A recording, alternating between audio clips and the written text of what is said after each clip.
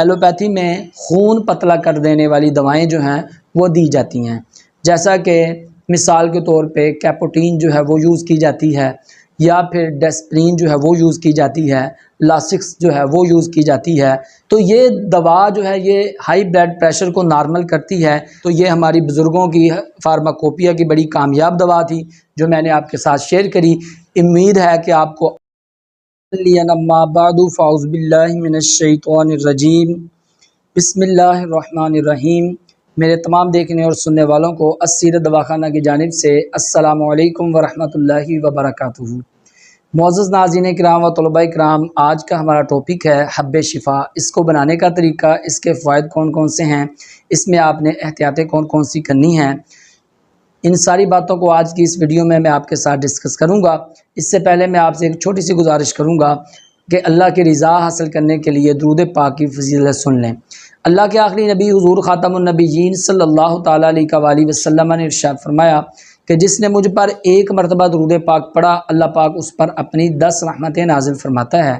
تو آپ بھی پڑھ لیجئے، صلو علی الحبیب صلی اللہ تعالیٰ علی محمد صلی اللہ تعالیٰ علیہ وآلہ وصحبہ وبارک وسلم۔ معزز ناظرین کرام و طلباء کرام، جیسا کہ آپ جانتے ہیں کہ ہم اعصابی غدی ادویات کو بیان کر رہے ہیں، اور آج کا ہمارا ٹاپک ہے حب شفا۔ یہ حب شفا اس کا نام ہمارے بزرگوں نے رکھا ہے، اور یہ دوا جو ہے یہ ہائی بلڈ پریشر کے لیے بہت ہی زبردست دوا ہے۔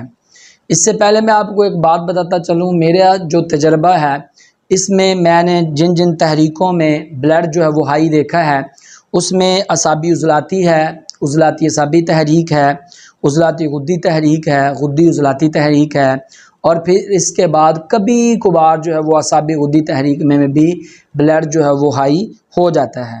اب ایلوپیتھی میں اس کا علاج کیسے کیا جاتا ہے؟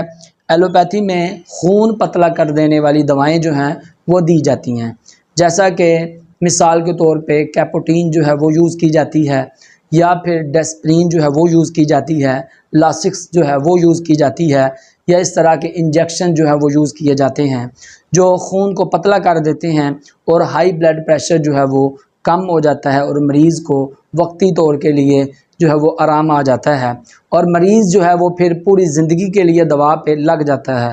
اب وہ بلڈ پریشر کی ٹیبلٹ یا وہ انجیکشن لگوائے گا تو ٹھیک رہے گا، اور جب اس دواؤں کو وہ یوز نہیں کرے گا تو پھر جو ہے وہ اس مرض میں مبتلا ہو جائے گا۔ پھر اس کے ساتھ ہوتا کیا ہے، جب مریض بڑی دیر تک ان دواؤں کو یوز کرتا رہتا ہے تو پھر ری گیس کا مسئلہ جو ہے وہ بننا شروع ہو جاتا ہے، پٹھوں میں کھچاؤ کا مسئلہ بن جاتا ہے، اور کولیسٹرول کی خون میں مقدار جو ہے وہ بڑھ جاتی ہے، اور پھر اس کے ساتھ ساتھ جب یہ ساری چیزیں ہو جاتی ہیں تو پھر خدا نخواستہ انسان جو ہے وہ فالج تک پہنچ جاتا ہے، فالج جو ہے وہ بھی ہو سکتا ہے۔ تو یہ دوا جو ہے یہ ہائی بلڈ پریشر کو نارمل کرتی ہے، لیکن آپ نے ایک بات کو یاد رکھنا ہے کہ یہ دوا آپ نے صرف عضلاتی غدی اور غدی عضلاتی مزاج میں دینی ہے۔